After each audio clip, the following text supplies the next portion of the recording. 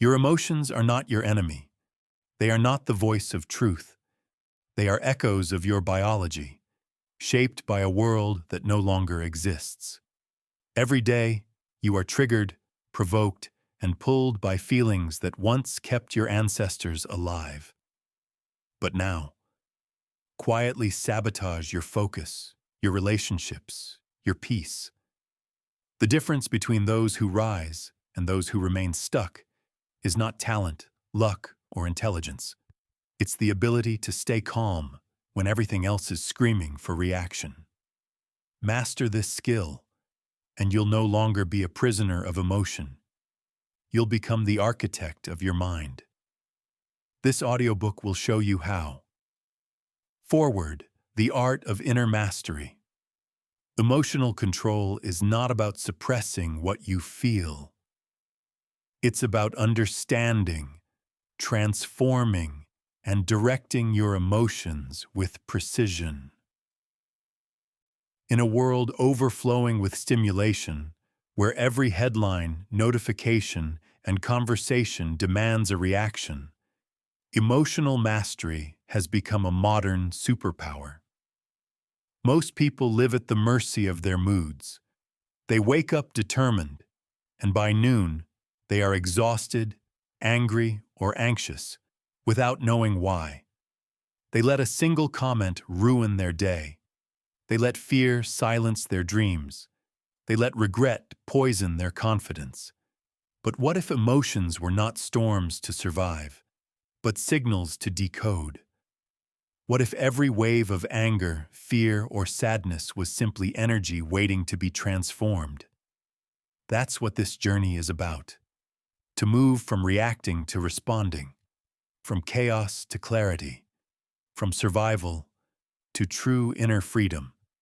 You're not here to eliminate emotions. You're here to become their master, to harness their power, direct their energy, and use them as tools for wisdom, growth, and peace. If you stay until the end of this audiobook, you will not only understand your emotions, you'll command them. Introduction. The space between stimulus and response.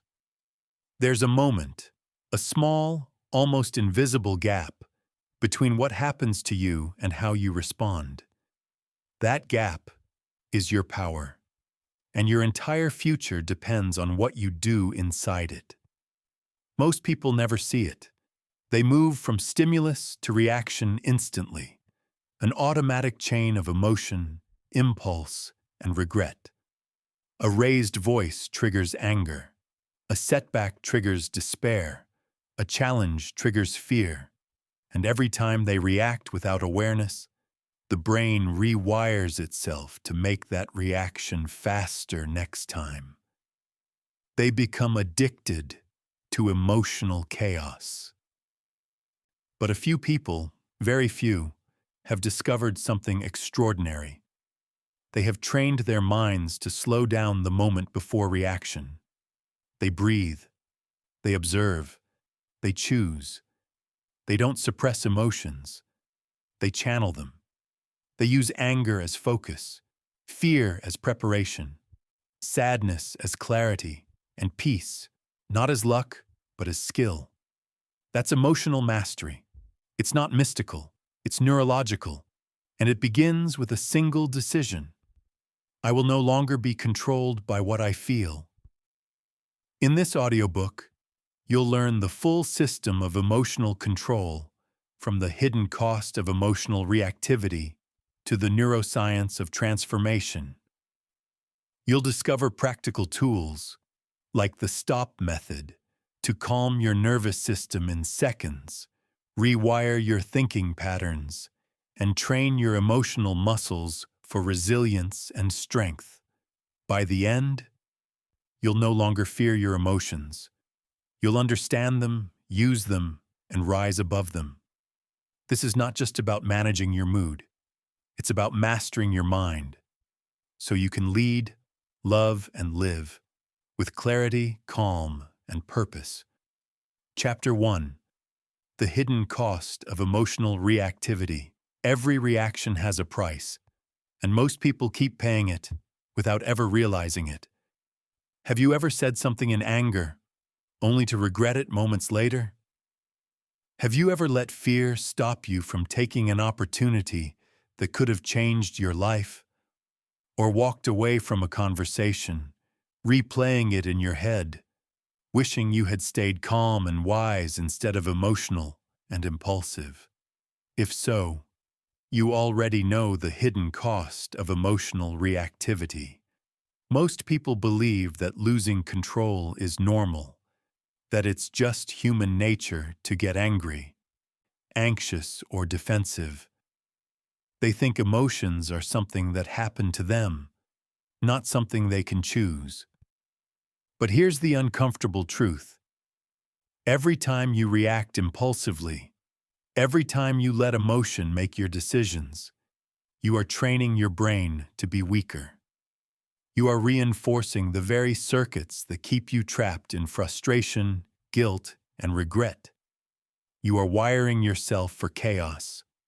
Picture this. You're in a meeting. Someone questions your idea. Your pulse quickens. Your chest tightens. Your mind floods with thoughts of being disrespected. And before you even realize it, you're defending yourself with an edge in your voice. The room goes silent. The energy shifts. The trust that took months to build fractures in seconds.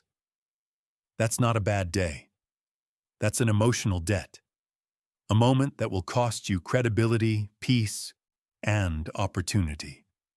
Or think about your personal life. You argue with your partner over something small, maybe a forgotten message or a careless word. But the conversation escalates. You start pulling old wounds into the present, saying things you don't mean but can't take back. 10 minutes later, you've turned a passing moment into a lasting scar. That's the cost of emotional reactivity. It destroys trust, it burns bridges, and it chips away at the relationship you have with yourself. Here's what most people never realize. Your emotional reactions don't just affect the moment. They affect your biology. Every emotional outburst floods your system with stress hormones, cortisol, and adrenaline. They cloud your judgment, narrow your focus, and put your brain in survival mode. And when that surge fades, it doesn't disappear immediately. It lingers. For hours, sometimes days. A single argument in the morning can poison your entire afternoon. A harsh comment before bed can echo in your mind all night. Your body may calm down, but your mind stays trapped at the echo of the reaction. This is how people end up living reactive lives. Always one trigger away from stress, one comment away from anger, one mistake away from despair. And over time, this constant cycle reshapes your brain. Neuroscientists call it amygdala hypertrophy, the overgrowth of the brain's fear and threat center. The more you react emotionally, the stronger your amygdala becomes, and the weaker your prefrontal cortex, the part responsible for logic, planning, and self-control. In simple terms, each time you lose control, you make it easier to lose control again next time. You are literally practicing how to be reactive. Now imagine the opposite. Imagine catching yourself before the reaction, breathing once before you speak, choosing words that heal instead of harm, turning anger into focus, turning fear into preparation. Every time you do that, you rewire your brain in the other direction. You build new neural pathways, pathways of calm, clarity, and composure. You strengthen your prefrontal cortex. You reclaim the throne of your own mind. That's the science of transformation. And it begins the very moment you notice. But there's another layer to this cost.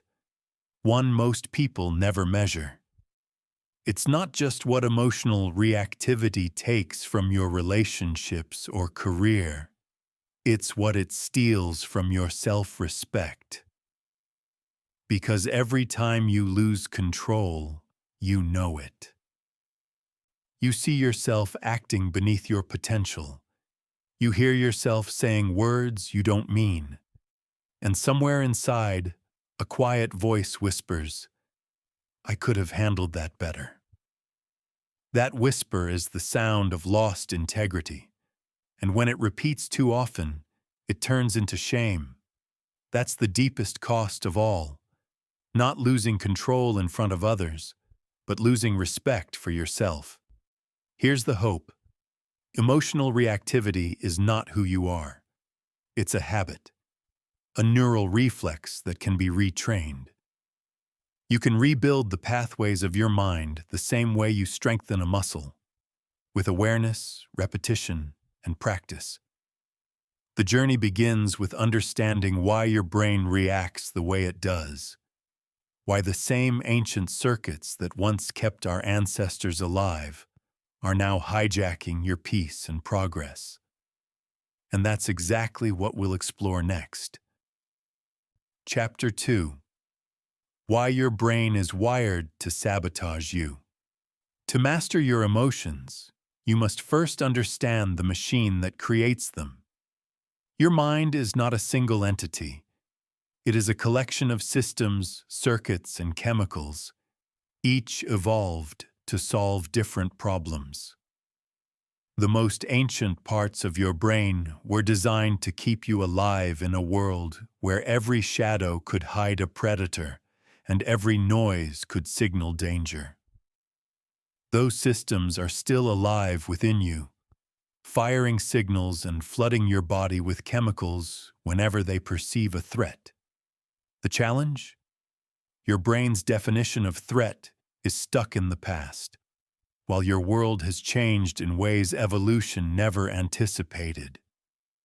At the heart of this ancient system is a small almond-shaped structure called the amygdala.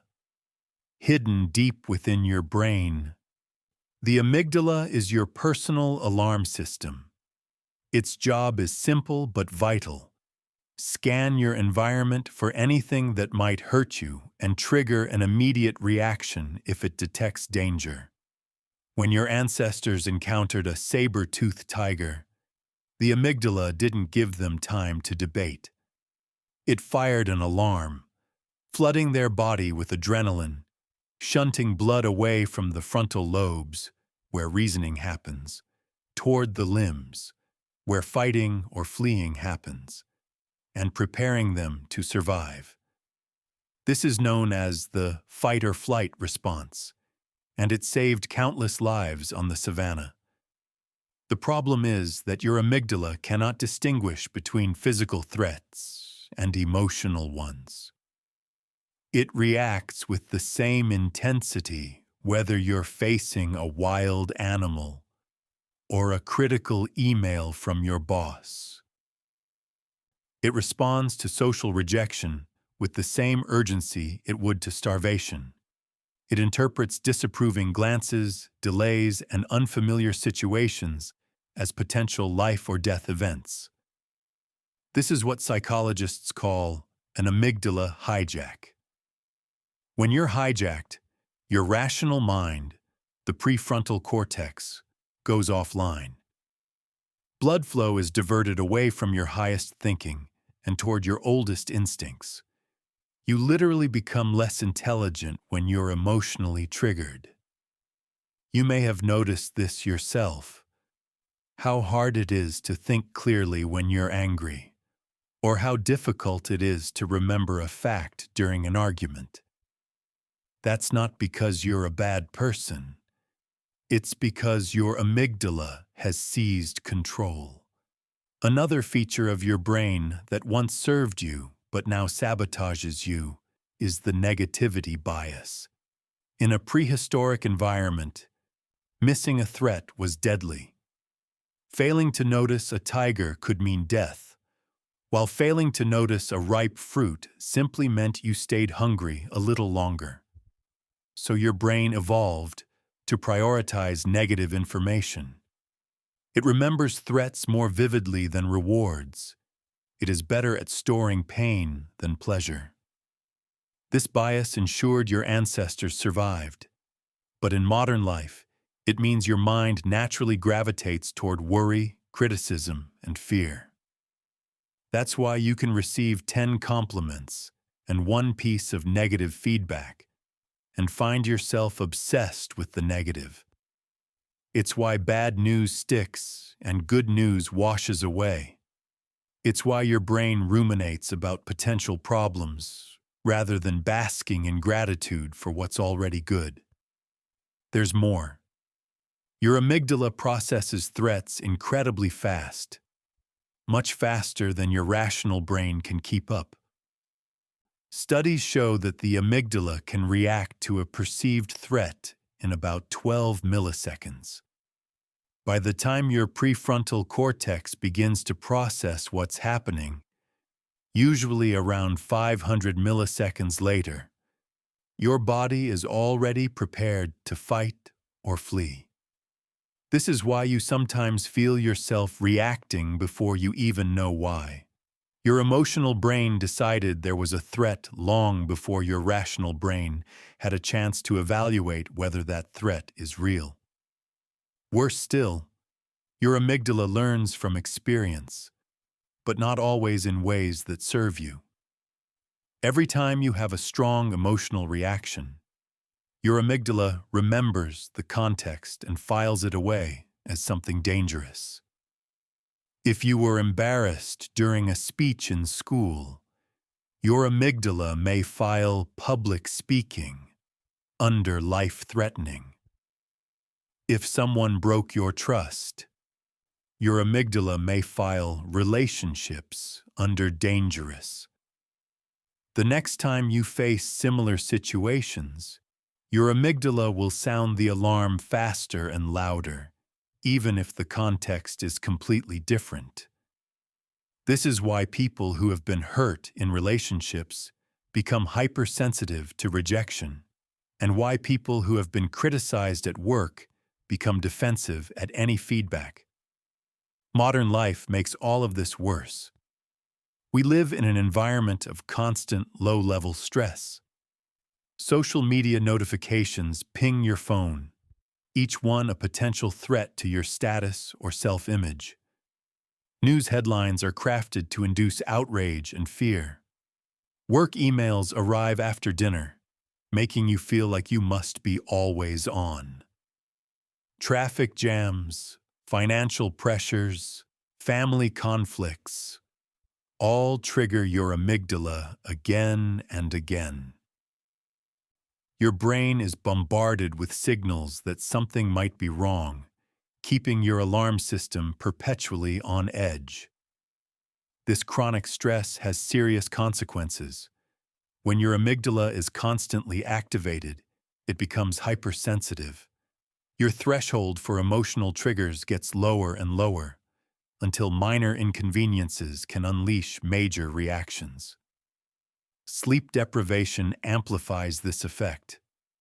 Research shows that when you don't get enough sleep, your amygdala becomes 40% more reactive to negative stimuli. Poor nutrition, lack of exercise, and dehydration have similar effects.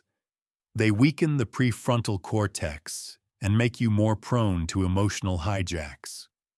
All of this is not to make you feel hopeless. It's to show you how your brain works, so you can stop blaming yourself and start working with your biology instead of against it. Knowing your amygdala exists doesn't make you powerless. It makes you wise.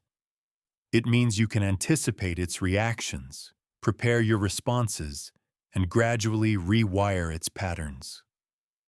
The key insight is this: between a trigger and your response, there is a gap, no matter how small.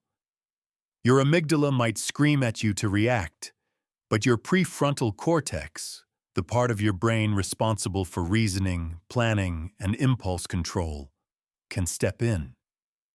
With training, you can expand that gap. You can notice the surge of emotion and choose to breathe, observe, and respond differently. You can weaken the neural pathways that lead to reactivity and strengthen those that lead to composure. Every time you choose to pause instead of reacting, you're building the muscles of your prefrontal cortex. Every time you label your emotions instead of being swallowed by them, you're teaching your amygdala to relax. Every time you create space between what happens and how you act, you are rewriting the story your brain tells about threats and safety. You're not rewriting ancient evolution. You're adding new chapters. You're teaching a mind designed for survival to become a mind designed for success, connection, and peace. This chapter is not meant to make you fear your brain. It's meant to empower you to see its patterns. When you understand why you're wired to sabotage yourself, you can begin to rewire those circuits. You can stop seeing your emotions as random storms and start seeing them as signals, messages from systems that simply need new instructions. In the next chapter, we'll explore the roadmap for this rewiring. You'll learn the 4 distinct levels of emotional mastery and discover where you currently operate and how you can level up. Chapter 3. The 4 levels of emotional mastery. Between your triggers and your triumphs lie 4 stages of transformation. The journey from emotional reactivity to emotional mastery is not black and white. Most people think you either have control or you don't. You're either calm or reactive. But real growth happens in stages, and each stage requires different skills, different awareness, and different practice. In this chapter, we'll explore the 4 levels of emotional mastery. As you listen, identify where you operate most often and where you want to be. Level 1. Unconscious reactivity. This is where most people spend their lives. At level 1, emotions are the driver and you are a passenger. You feel something and immediately act on it without any conscious thought. Someone cuts you off in traffic. You scream. Your partner makes a mistake. You lash out. Your idea gets challenged. You defend it instantly. People at level 1 believe their feelings are facts and their reactions are justified. They say things like, "You made me angry. I can't help how I feel. I was just being honest." There is no awareness of the gap between stimulus and response. You are at the mercy of your biology. And because you respond based on your mood rather than your values, you become unpredictable. Your colleagues never know which version of you will show up. Your relationships are on eggshells.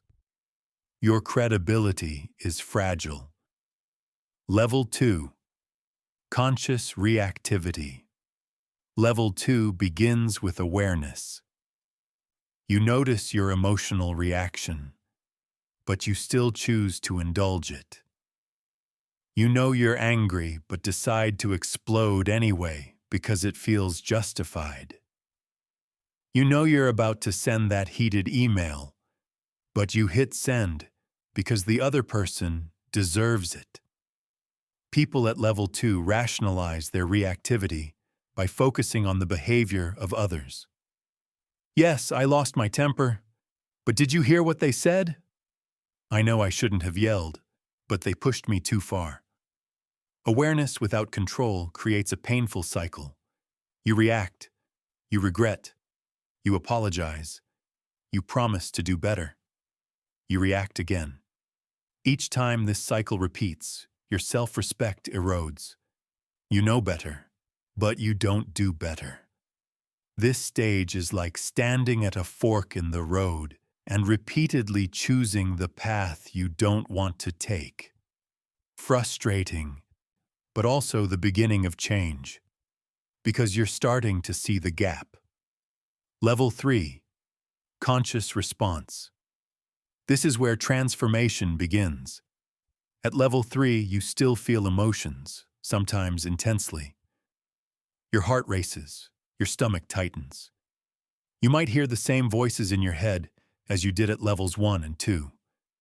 But instead of acting on them, you pause, you breathe, you create space. You ask yourself, what do I value here? What matters most? What response will serve my long-term goals rather than my short-term comfort? At level 3, you recognize that emotions are information, not instructions. They are signals, not orders. Feeling angry doesn't mean you must act angry. Feeling anxious doesn't mean you must retreat. People at level 3 practice self-awareness daily. They pay attention to their triggers, their physical cues, and their thought patterns. They build a repertoire of alternative responses, asking questions instead of defending, taking a break instead of escalating, explaining feelings instead of blaming. This level requires training. It doesn't happen overnight. You have to practice pausing, practice breathing, practice choosing. But each time you do, you strengthen the neural pathways of control and weaken those of reactivity. Level 4. Emotional alchemy. Level 4 is the highest level of mastery. Here, you don't just manage or suppress emotions, you transform them. You take the raw energy of anger and turn it into motivation. You take fear and turn it into focus. You take sadness and turn it into deeper compassion and purpose. At this level, you've restructured your thinking patterns, beliefs, and mental models. You've practiced so consistently that positive emotional states become your default. When negative emotions arise, you decode them quickly. What is this anger asking me to protect? What is this fear asking me to prepare for? You then channel that energy into purposeful action. This is not about pretending negativity doesn't exist. It's about making negative energy work for you, rather than against you. People at this level feel deeply, but they don't drown. They see emotions as weather patterns, temporary, always shifting, always part of a larger ecosystem. Reaching level 4 doesn't mean you never slip. You might still operate at level 3 in some situations, level 2 in others, and level 1 on a bad day. Emotional mastery isn't linear, and perfection isn't the goal. The goal is progress, climbing more often and staying longer at the higher levels. Choosing your level. What level are you operating at right now? And what level do you want to operate at? Understanding these levels is crucial because it shows you where to focus your energy. If you're at level 1, your work is to become aware. Start noticing your reactions and their consequences. If you're at level 2, your work is to practice restraint. Consciously choose not to follow every emotional impulse. If you're at level 3, your work is to refine your techniques. Practice the tools that help you respond rather than react. If you're at level 4, your work is to maintain and expand, never forgetting that mastery requires ongoing practice and humility. Remember, emotional control is not an inherent trait. It's like physical fitness. Some people may have a head start, but anyone can get stronger through consistent training.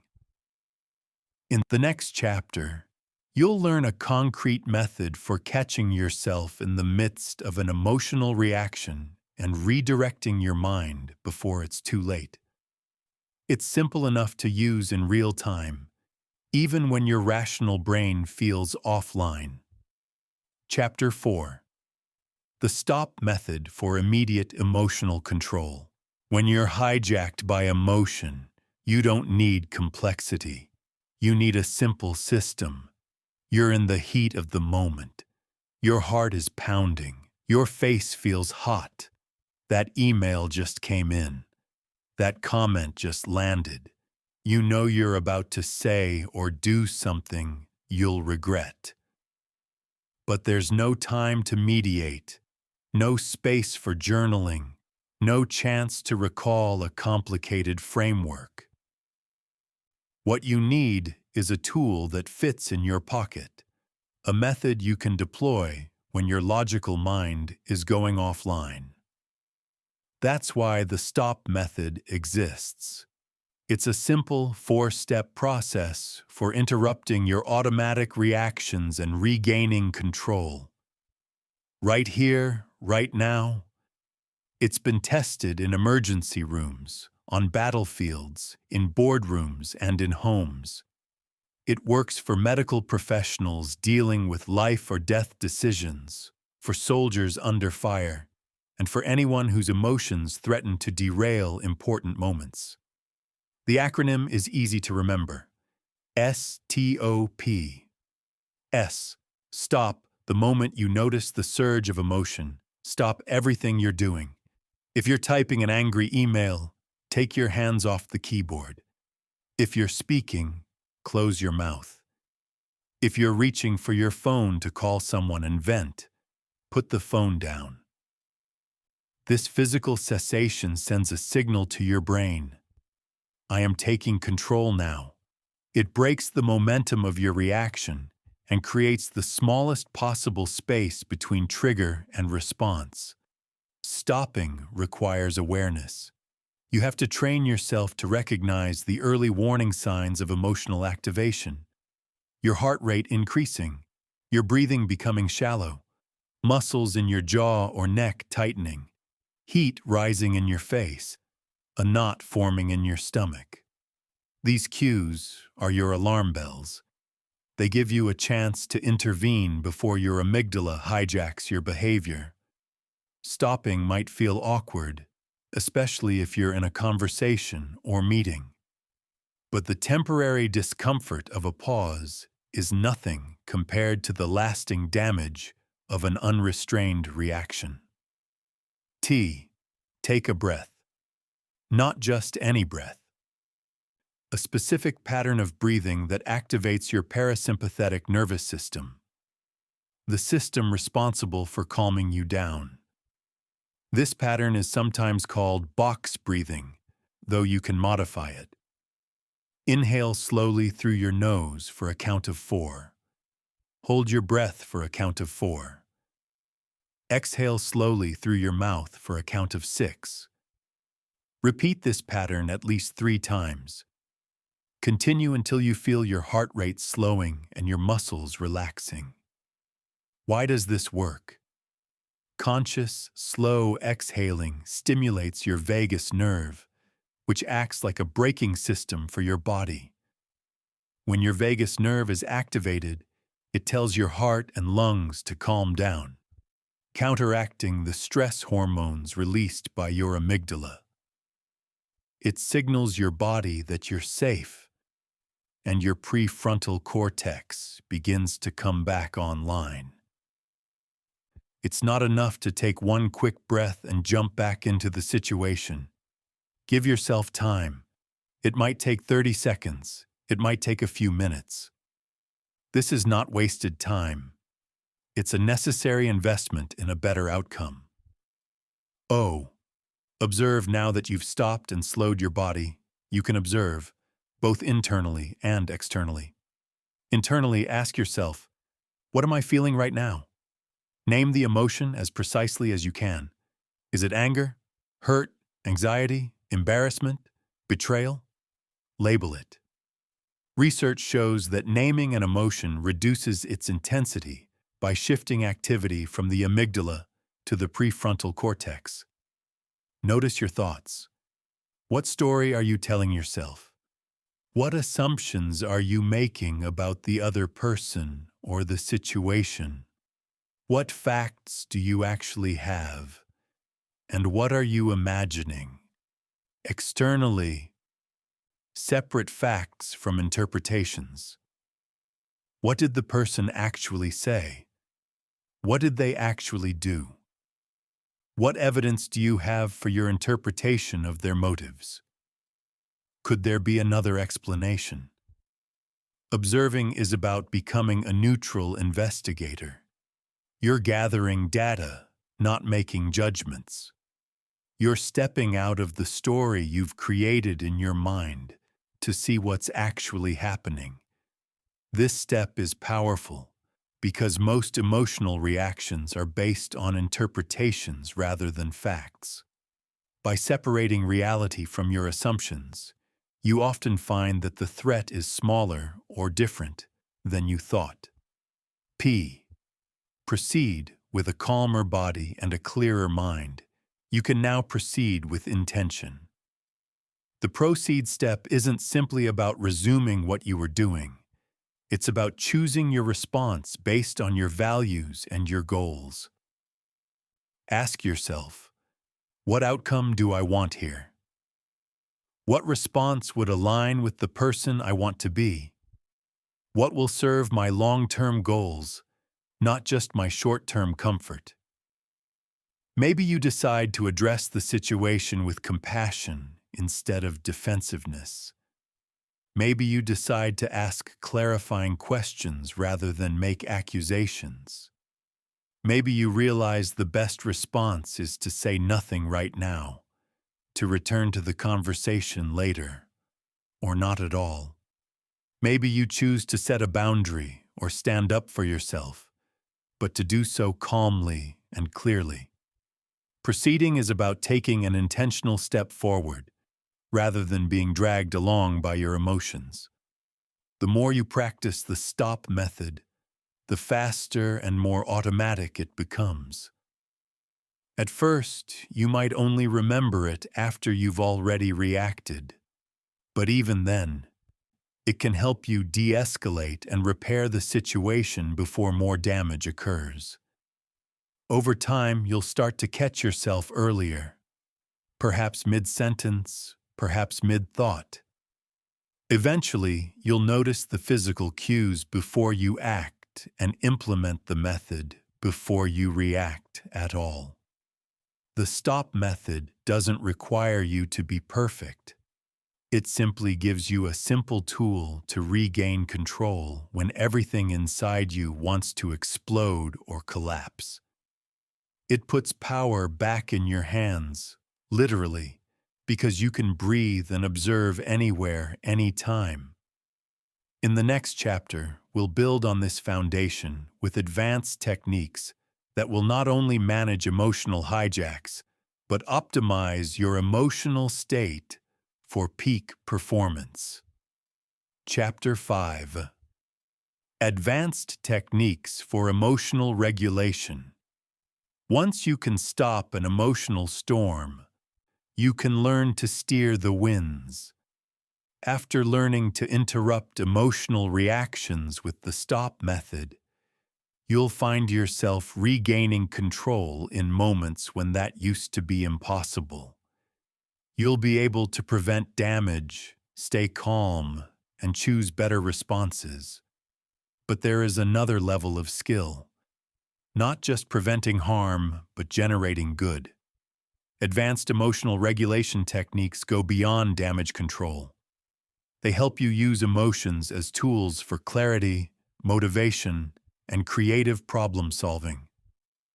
They allow you to shape your inner experience intentionally.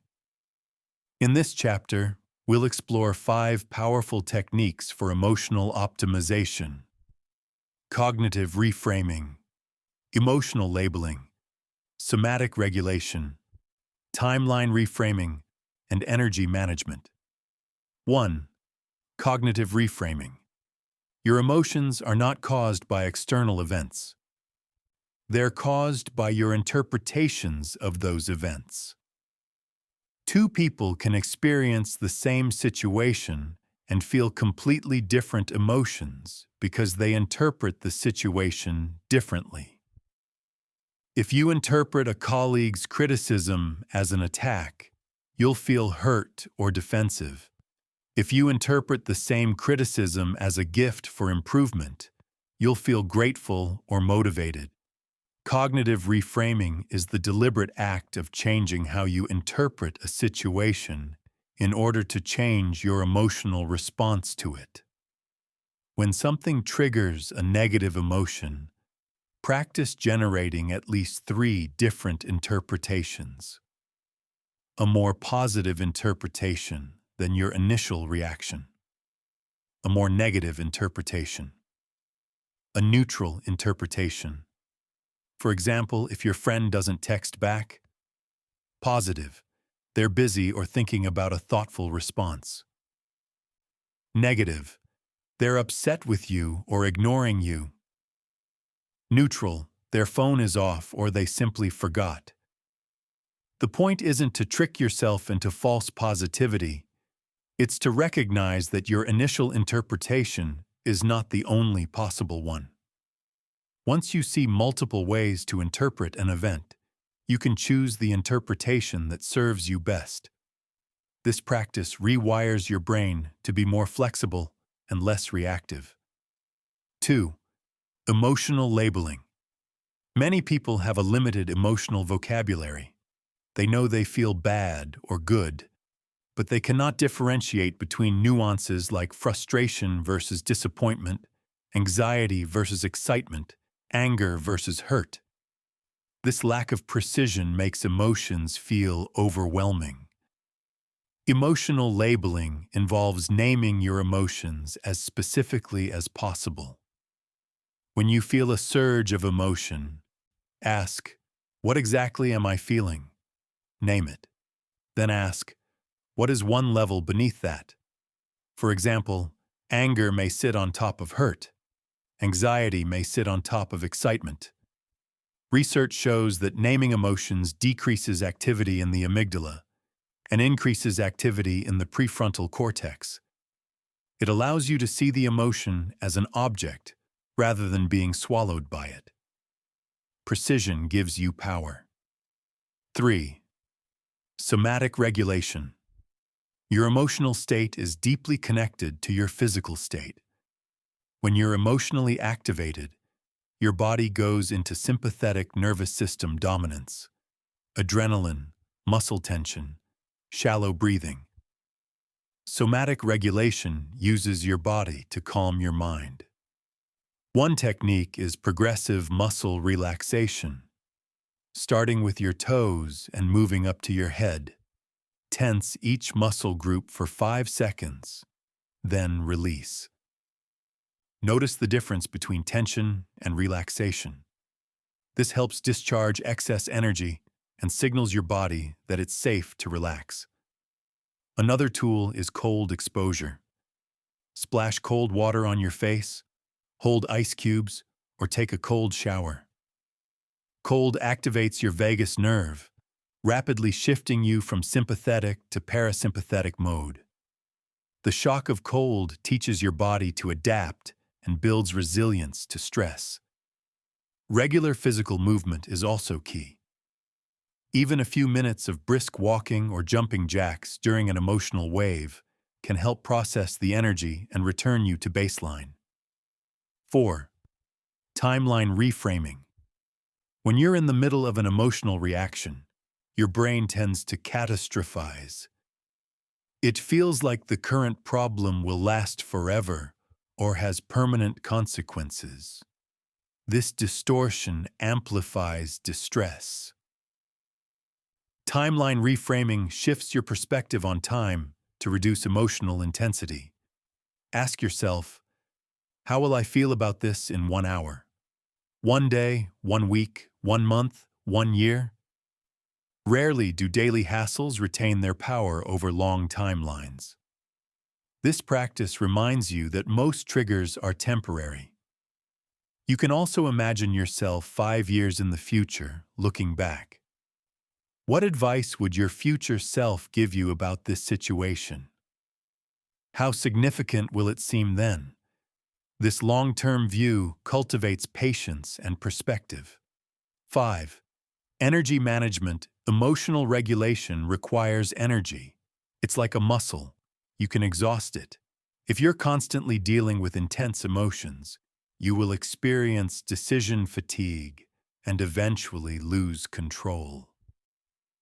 Energy management involves protecting and restoring your mental resources. Schedule difficult conversations or tasks for times when you're most mentally fresh, typically early in the day or after breaks. Avoid emotionally draining people or activities when you're already stressed. Build recovery periods into your day. Small breaks, walks, breathing exercises. Ensure your physical foundations, sleep, nutrition, hydration, exercise, are strong. Practice saying no to unnecessary commitments. Protect your energy like you would protect your time. Because without mental energy, you cannot regulate your emotions effectively. These advanced techniques are tools to build on the STOP method. Don't try to master all of them at once. Choose one or two that resonate with you and practice consistently. Over time, they will become part of your emotional repertoire, shaping a mind that not only survives, but thrives. In the next chapter, we'll explore how to build deep, long-term resilience, the kind that makes you unshakable even when life throws storms your way. Chapter 6. Building emotional resilience for long-term success. The time to strengthen your emotional foundation is not during the storm, but during the calm. Stopping emotional hijacks and using techniques to steer them is vital. But there's another dimension: what you do between storms. Imagine two trees in a forest. One has deep, strong roots. It's been nurtured consistently, watered properly, pruned when necessary. The other is neglected. Its roots are shallow, its branches weak. When a storm hits, the second tree may survive if the storm isn't too strong. But if the winds are severe, it uproots and falls. The first tree bends, but doesn't break. Emotional resilience is like deep roots. It allows you to withstand life's storms, not because you never feel pain or stress, but because you've built strength in advance. It's not an emergency skill, it's a lifestyle. In this chapter, we'll explore the pillars of emotional resilience: baseline optimization, cognitive flexibility, meaning-making, social connection, strategic stress exposure, and recovery and restoration. 1. Baseline optimization. Resilience begins with the basics. Your brain and body need a strong foundation to handle stress without breaking. Sleep is non-negotiable. Less than 7 hours a night dramatically reduces your ability to regulate emotions. Your amygdala becomes more reactive and your prefrontal cortex less effective. Quality matters as much as quantity. Keep your bedroom dark, cool, and quiet. Avoid screens an hour before bed. Limit caffeine after 2 p.m. and maintain a consistent sleep schedule, even on weekends. Nutrition directly impacts your emotional stability. Your brain runs on glucose, and when your blood sugar is unstable, so are your emotions. Skipping meals, eating processed foods, overloading sugar, or drinking too much caffeine makes your mood volatile. Eat protein with every meal, consume omega-3 fatty acids, stay hydrated, and avoid inflammatory foods. What you put in your body shapes your emotional resilience. Exercise is not optional. Physical activity increases brain-derived neurotrophic factor, BANF, which grows new brain cells and strengthens neural connections. It elevates neurotransmitters like serotonin and dopamine, improving mood and motivation. And it provides a controlled stressor that trains your body to handle stress better. Combine cardio for stress tolerance, strength training for physical confidence and mental toughness, and activities requiring coordination, martial arts, dance, sports, to build a strong mind-body connection. 2. Cognitive flexibility. Resilient people are mentally agile. They can shift perspectives, generate creative solutions, and adapt when circumstances change. Rigid thinking amplifies emotional distress because it traps you in one viewpoint. To build cognitive flexibility, expose yourself to diverse perspectives. Read authors who disagree with you. Engage in conversations with people from different backgrounds. Travel to places that challenge your assumptions. Regularly ask yourself, what other ways could I see this situation? What would someone else think? Practice making decisions with incomplete information. Set goals without knowing exactly how you'll achieve them. Engage in activities with uncertain outcomes. Comfort with uncertainty reduces anxiety when life is unpredictable. 3. Meaning-making purpose fuels resilience. When you connect your daily actions to something bigger than immediate comfort, you become much more resistant to stress. Reflect regularly on your values. What do you stand for? What do you want your legacy to be? What causes move you? What kind of person do you want to become? Having a clear sense of meaning helps you endure discomfort and choose long-term growth over short-term relief. It turns challenges into contributions. It makes setbacks part of a larger story rather than random suffering. 4. Social connection. Humans are social creatures. Isolation weakens emotional regulation.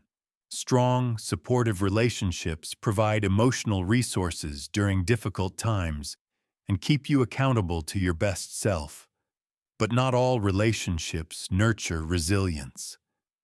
Spending time with people who are constantly dramatic, negative, or emotionally volatile will drain you. Their amygdalas hijack yours through mirror neurons, brain cells that fire when you observe someone else's behavior. Choose your environment intentionally. Invest in relationships with people who model emotional maturity, who encourage growth, who bring out your best. Limit exposure to those who consistently create chaos. Remember, you become like the people you spend the most time with. 5. Strategic stress exposure. Muscles only grow when you challenge them. Emotional resilience only grows when you face controlled challenges that stretch you. If you only practice emotional control during easy times, you won't have the strength to maintain it during truly difficult moments. Strategic stress exposure involves intentionally putting yourself into slightly uncomfortable situations to build capacity. This could mean taking on a project that's challenging but achievable, having a difficult conversation you've been avoiding, or pursuing a goal that requires new skills. Controlled physical stressors like cold exposure, public speaking, martial arts, endurance sports, and meditation retreats are powerful too. They teach your nervous system to stay calm under activation and build confidence in your ability to handle discomfort. The key is to choose challenges proactively rather than reacting to crises. You become the architect of your growth, rather than a victim of circumstances. 6. Recovery and restoration. Even the strongest systems need maintenance. Without regular recovery, you will burn out and lose your ability to regulate emotions. Build recovery practices into your life. Daily meditation or mindfulness. Weekly time in nature without technology. Monthly periods of complete disconnection from work and social media. Annual retreats or vacations for deep rest. Recovery isn't a reward, it's a requirement. It's the unsung hero of sustained performance. Without it, your emotional muscles will weaken and your reactions will take over. Resilience is a long-term project. You can't build it overnight, but you can't afford to wait until you need it.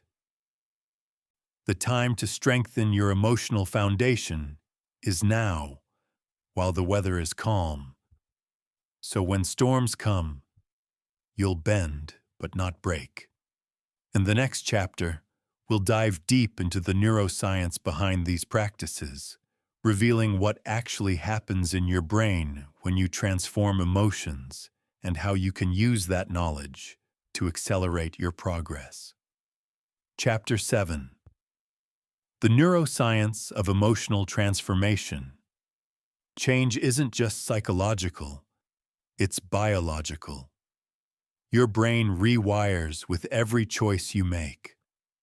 Understanding the neuroscience of emotional control can be life-changing. It's one thing to believe you can change. It's another to see that change reflected in your brain's structure and chemistry.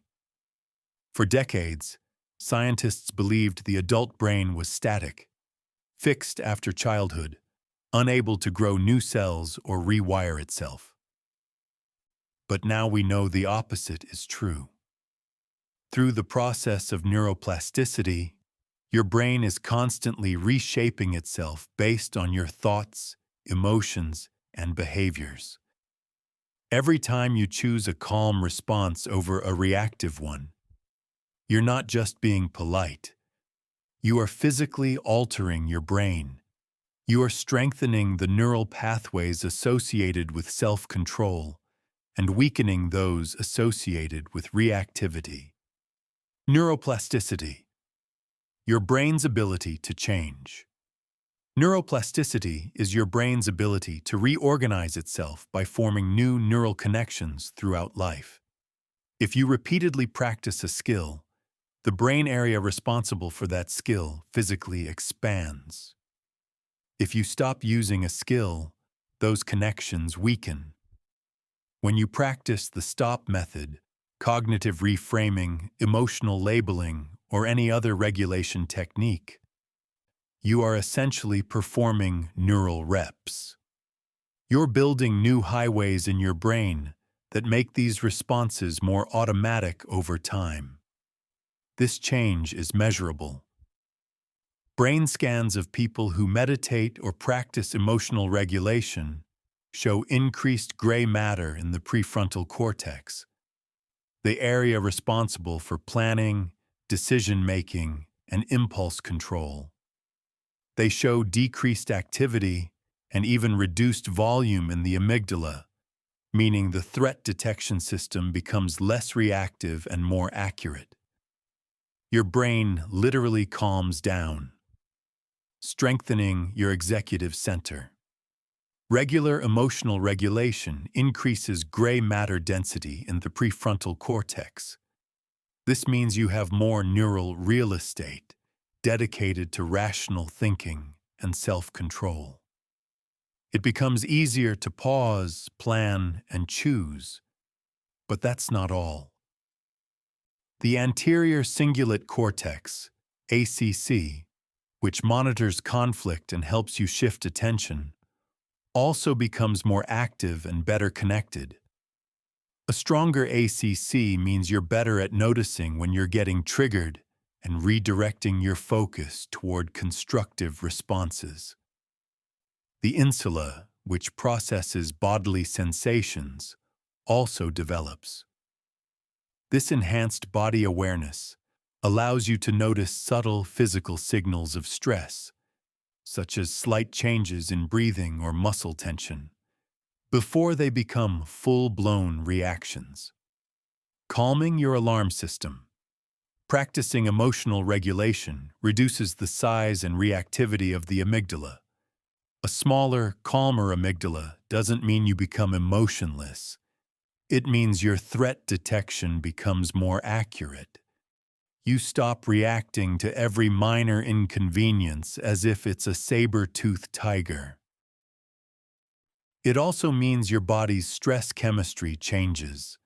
People who practice emotional control have lower baseline levels of cortisol, the stress hormone, and faster recovery after stressful events. Chronic high cortisol damages brain cells, impairs memory, and weakens your immune system. By lowering your cortisol, you protect your brain and body. The power of visualization.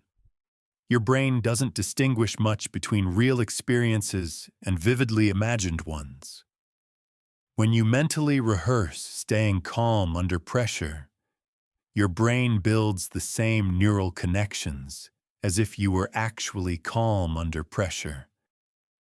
This means you can accelerate your transformation by visualizing yourself using the STOP method, reframing or transforming emotions in challenging situations. Rehearse these scenarios in your mind.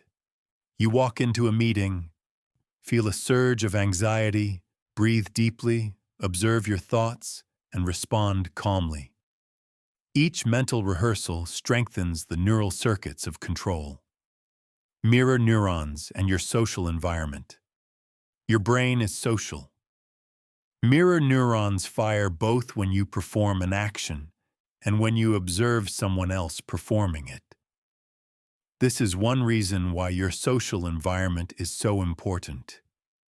If you spend time with people who manage their emotions well, your brain learns to mirror their patterns. If you spend time with people who are reactive and negative, your brain learns those patterns instead. This is also why emotional contagion is real. A calm presence can soothe a room, while a panicked presence can raise everyone's anxiety. Choose wisely whom you allow to influence your neural patterns. Neurotransmitters. The chemicals of emotional control. When you practice emotional regulation, your brain's chemical environment changes. Serotonin, which regulates mood and social behavior, increases with regular practice. Higher serotonin levels are associated with feelings of well-being and reduced aggression. GABA, your brain's primary inhibitory neurotransmitter, increases. GABA calms neuronal activity, reducing anxiety and promoting relaxation. Dopamine, which governs motivation and reward, becomes more stable. Instead of being driven by external validation, your brain learns to feel rewarded by your own controlled responses. Together, these chemical shifts create a baseline state that is calmer, more focused, and less vulnerable to emotional hijacks. Timelines of change. How long does it take to rewire your brain? Studies show that noticeable changes in emotional reactivity can occur within 2 to 4 weeks of consistent practice. Significant structural changes in gray matter often occur within 8 to 12 weeks. Complete transformation of emotional patterns may take 6 months to 2 years. This timeline is encouraging because it shows change is possible and measurable. It is also sobering because it shows there are no quick fixes. Emotional mastery requires patience and consistency, just like building physical strength or learning a musical instrument. But here's the reward. Once these neural changes become established, they tend to be permanent. Unlike temporary behavior modifications, neuroplastic changes create new default settings.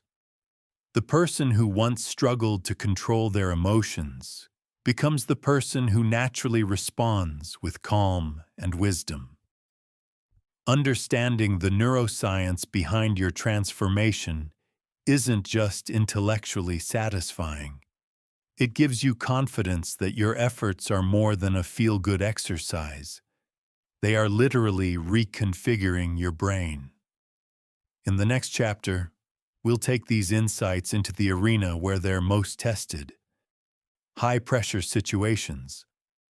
You'll learn how to maintain emotional control when the stakes are high, when everyone is watching, and when the outcome truly matters. Chapter 8. Mastering Emotional Control in High-Pressure Situations. Under pressure, preparation becomes your performance.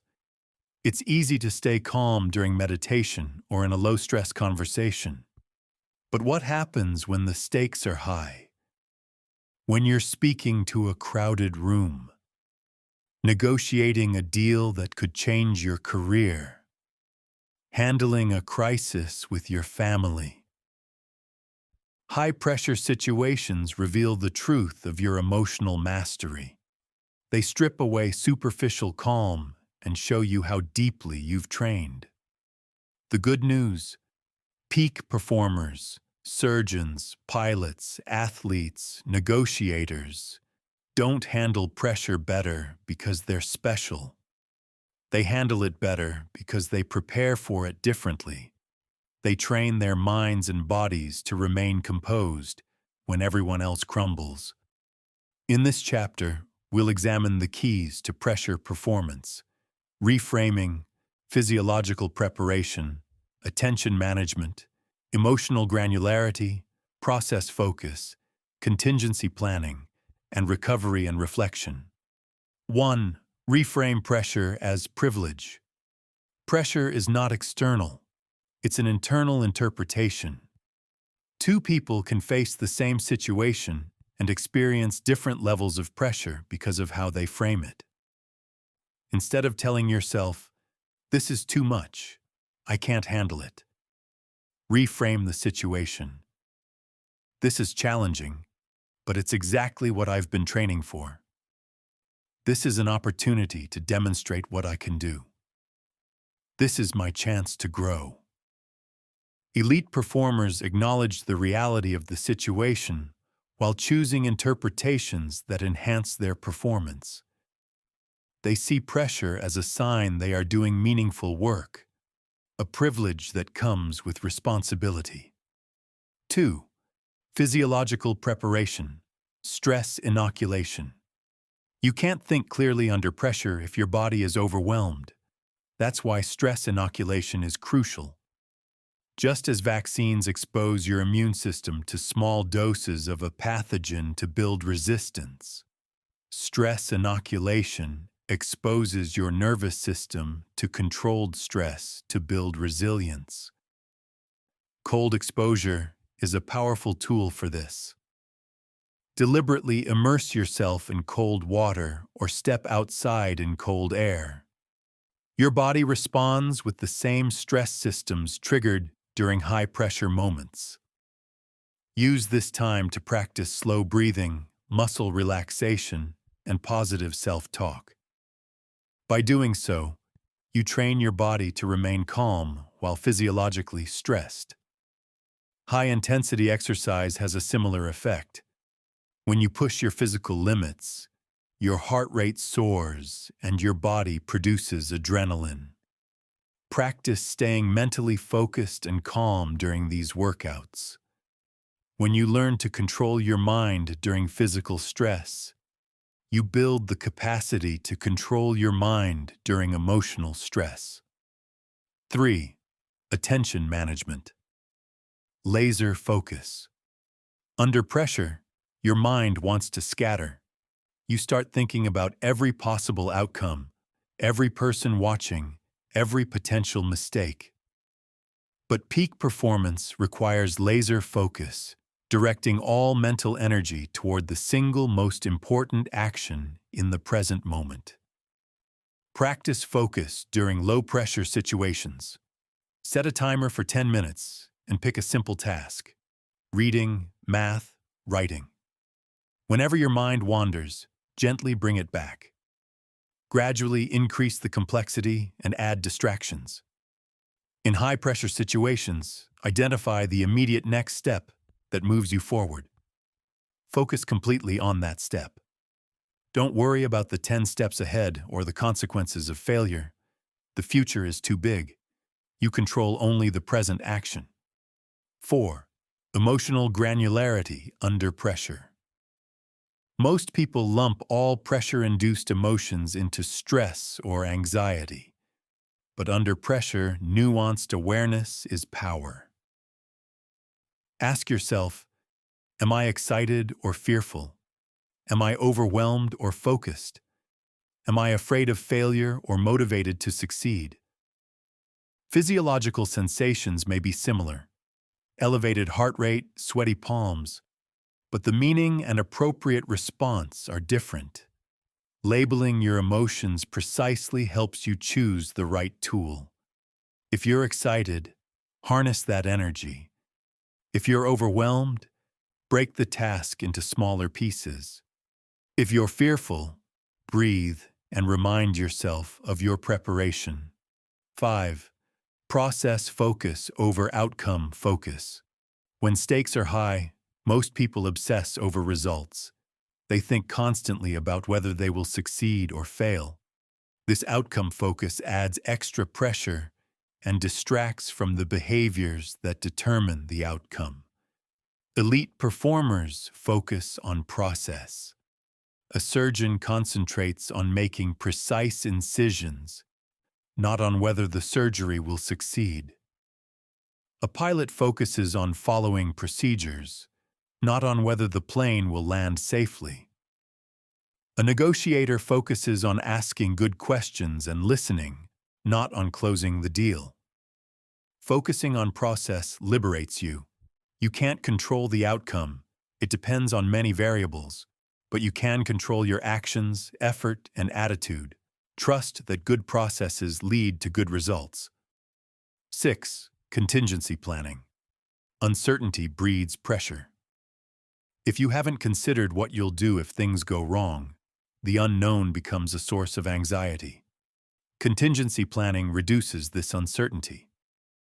Before high-stakes events, ask yourself, what will I do if X happens? If Y happens? If everything fails? Develop specific, realistic plans. Then put them aside and focus on your primary plan. This mental rehearsal builds confidence. You're no longer blindsided by unexpected developments because you've mentally prepared. However, once you're in the situation, stick to the plan. The time for contingency thinking is before the event, not during it. 7. Recovery and reflection. After pressure. High-pressure situations drain your mental and emotional resources. Even when you handle them well, you need to decompress. Immediately after, practice breathing exercises, physical movement, or relaxation techniques. Don't make major decisions or engage in new, stressful activities until you've returned to baseline. Once recovered, reflect with curiosity. What worked? What could be improved? What did you learn about your capabilities? How can you apply these lessons next time? Reflecting consolidates learning and builds confidence.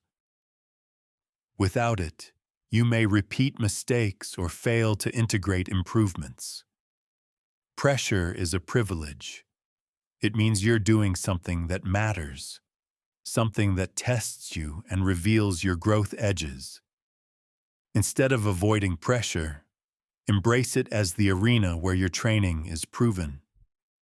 In the next chapter, we'll explore how to turn the very emotions most people avoid into the fuel for your greatest achievements. Chapter 9. Transforming negative emotions into fuel for success. Your most painful emotions are not trash to be discarded. They are energy waiting to be harnessed. Most people treat negative emotions like toxic waste. They try to suppress anger, avoid sadness, eliminate fear, and escape frustration. But suppression doesn't work. Emotions don't disappear because you ignore them. They show up elsewhere, often louder and more destructive. What if, instead of resisting negative emotions, you transformed them? What if you could turn anger into determination, fear into preparation, sadness into clarity, frustration into creativity? In this chapter, you'll learn the art of emotional alchemy, turning the lead of negative feelings into the gold of fuel for success. Anger, from destruction to determination. Anger is your psyche's emergency response to perceived violation or threat. It floods your system with energy and focus to defend what matters. Most people either explode in anger, hurting others and themselves, or suppress anger, letting it fester into bitterness. Both options waste the energy anger provides. To transform anger: 1. Acknowledge it. Feel the heat, the tension, the surge. 2. Separate the energy from the target. Instead of directing anger at someone, direct it towards solving a problem. 3. Identify what value is being threatened. Anger often signals that something important to you is under attack. 4.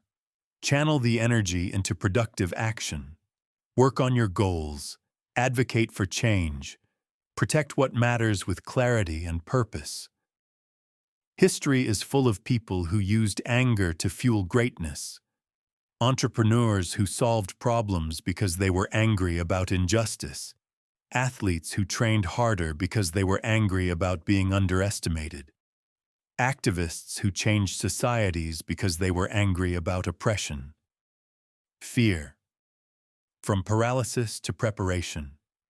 Fear arises when you face uncertainty or potential loss. You only feel afraid of losing what you value. Fear is your internal GPS highlighting areas that matter. Most people try to eliminate fear or let it paralyze them. But courage is not the absence of fear. It's action in the presence of fear. To transform fear: 1. Listen to its message. What potential losses or uncertainties is it pointing out? 2. Plan. Convert vague fear into specific concerns. I'm afraid I'll fail becomes, I need a plan for the following 3 challenges. 3. Act despite fear. Taking action builds confidence and reduces fear's grip. Each successful action rewires your brain to expect success rather than defeat. 4. Choose goals that scare you slightly. If your goals don't invoke some fear, they may not be challenging enough to grow you. Fear is a compass. It points toward what matters most. Instead of running from it, use it to guide your steps. Sadness and disappointment. From loss to clarity. Sadness signals that you've lost something valuable. Disappointment signals that you wanted something that didn't happen. Most people want to avoid sadness at all costs, but sadness clarifies values. It shows you what you care deeply about. Disappointment clarifies desires. It reveals what you truly want versus what you thought you wanted. To transform sadness and disappointment: 1. Feel them. Let yourself grieve. This honors the loss. 2. Reflect on what the feeling reveals. What does this say about your values, desires, or identity? 3. Connect with others. Sadness can deepen empathy and relationships.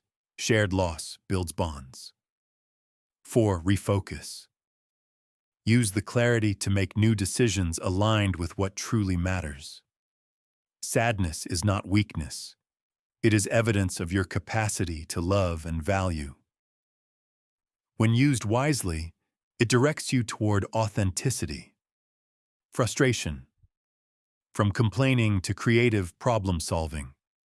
Frustration arises when there's a gap between where you are and where you want to be. It's a sign you care about improvement and progress. Most people let frustration drain their energy through complaining, blaming, or quitting.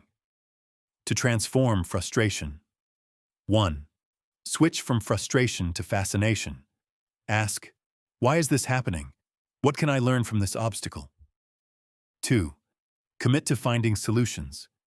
Use the energy to become relentless in problem solving. 3. Upgrade your skills.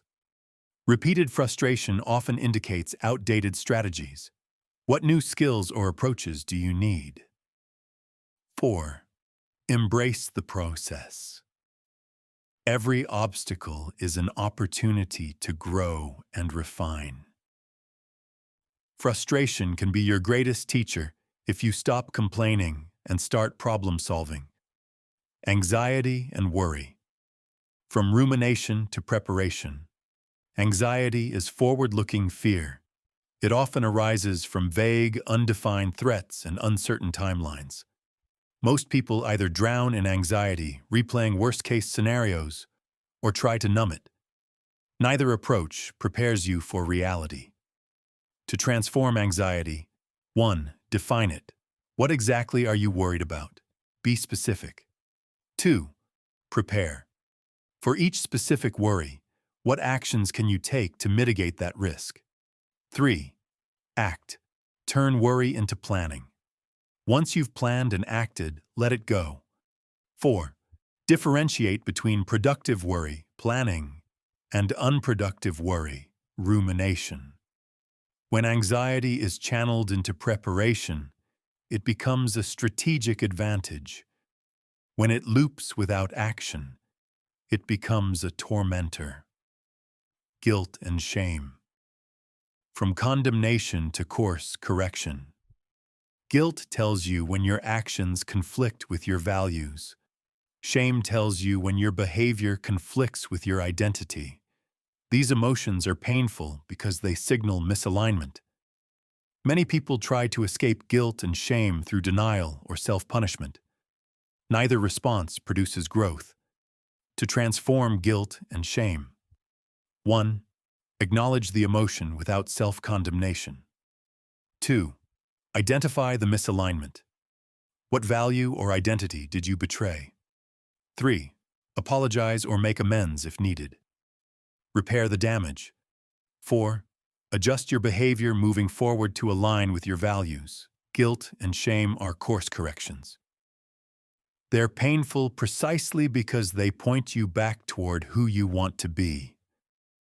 Use them as guides, not chains. The goal isn't to never feel negative emotions. It's to become someone who uses them. Each time you transform an emotion rather than suppress it or indulge it, you create new neural pathways of resilience. You become stronger, clearer, and more capable of turning adversity into advantage. In the final chapter, we'll explore how mastering your emotions lays the foundation for unshakable confidence. Confidence rooted not in circumstance, but in your inner capacity to handle anything life throws your way.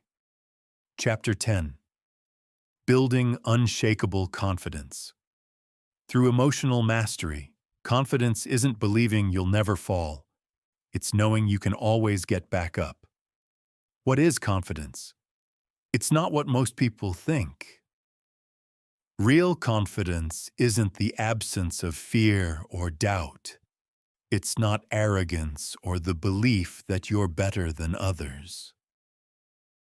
It doesn't come from believing life will always go your way. True confidence is deeper. It's the unshakable knowledge that no matter what happens, you can handle it. It's the quiet assurance that you have the tools, mindset, and resilience to navigate challenges, recover from setbacks, and keep moving forward. It's built not on external validation, but on internal evidence. You cannot think your way into confidence. You cannot affirm your way there. You must build it brick by brick through action, reflection, and mastery of your emotional world. In this final chapter, we'll explore the pillars of unshakable confidence, emotional self-reliance, competence building, integrity alignment, resilience, future orientation, contribution focus, and evidence awareness. 1. Emotional self-reliance. Confidence begins with knowing that your emotional state does not depend on circumstances or other people. You can generate calm, motivation, and happiness from within through your practices and choices. Emotional self-reliance is built by consistently regulating your emotions. Every time you choose your response instead of reacting automatically, you prove to yourself you are in charge. Over time, you stop needing others to make you feel good or circumstances to line up perfectly. You become your own source of stability. This doesn't mean you isolate yourself or stop caring about others.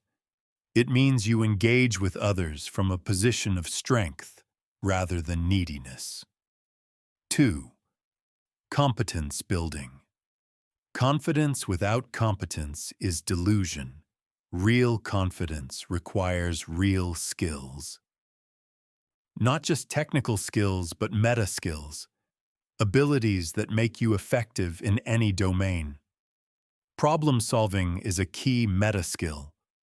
When you know you can figure things out, you become willing to face new challenges. Practice breaking problems into smaller parts, brainstorming solutions, testing, and iterating. Communication is another meta skill. When you can express your ideas clearly, listen deeply, and navigate difficult conversations, you reduce social anxiety and increase your influence. Learning agility makes all other skills possible.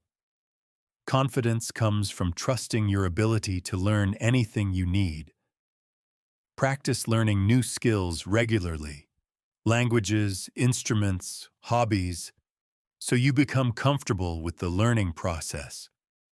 The more competent you become, the more evidence you have that you can handle whatever arises. 3. Integrity alignment. Your confidence is only as strong as your integrity. Integrity alignment means your values, words, and actions match. When you compromise your integrity, telling lies, breaking commitments, acting against your values, you weaken your inner foundation. You feel uncertain because you're not sure who you really are. To build integrity alignment, get ruthlessly honest about what you truly value. Stop pretending to care about things just because others do. Speak truthfully, even when it's uncomfortable. Keep the commitments you make. Make fewer commitments if necessary, but make your word mean something. When your integrity is intact, you develop what can only be described as presence. People sense authenticity in you. You're not trying to impress.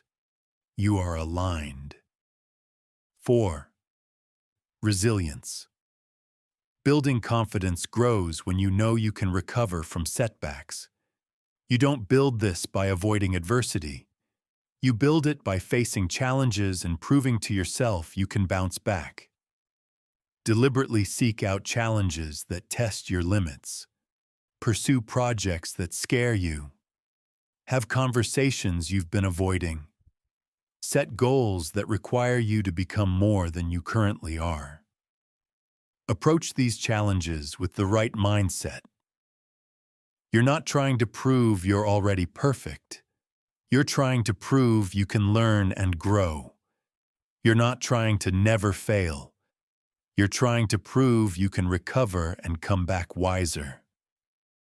Over time, your track record of overcoming becomes irrefutable evidence that you can handle the next challenge too. 5. Future orientation. Most people make decisions based on who they are right now. They say, "I'm not good at public speaking, so I won't speak." I'm not a leader, so I won't lead. Future orientation means making decisions from the perspective of who you're becoming.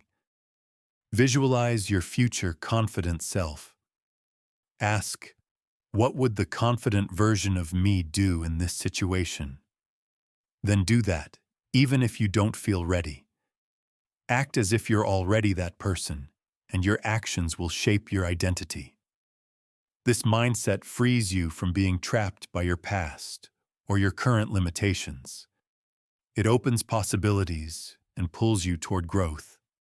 6. Contribution. Focus confidence is undermined by excessive self-focus. When you're constantly worried about how you look or what others think, you become self-conscious and anxious. Contribution focus shifts your attention outward. How can I add value here? How can I help? What problem can I solve? When you focus on contribution, you stop obsessing about yourself. Your energy flows into being useful, which naturally increases your confidence. This doesn't mean ignoring your needs. It means approaching interactions with a mindset of service rather than self-protection. 7. Evidence awareness. Even as you build confidence through actions, your brain may still cling to a negativity bias, remembering failures more vividly than successes. Combat this by cultivating evidence awareness. Keep a success journal.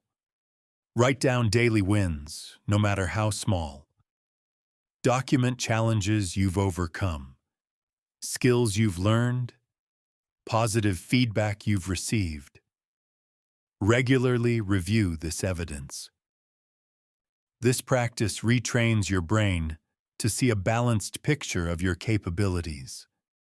You replace the distorted view that only highlights mistakes with a more accurate account of progress.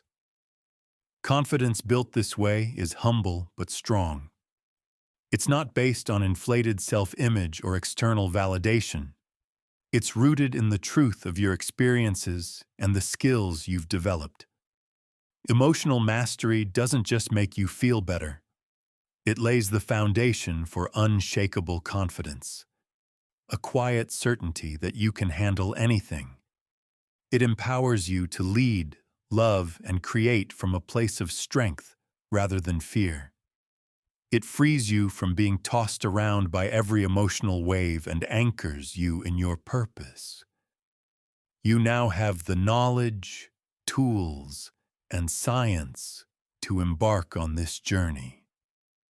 Remember, mastery is not an endpoint, but a practice, a way of living and responding. With each pause, each breath, each thoughtful response, you are rewriting the story of your mind. Keep practicing, keep exploring, and watch as the person who began this audiobook transforms into someone who is calm in chaos, strong in setbacks, and courageous in the face of life's greatest challenges.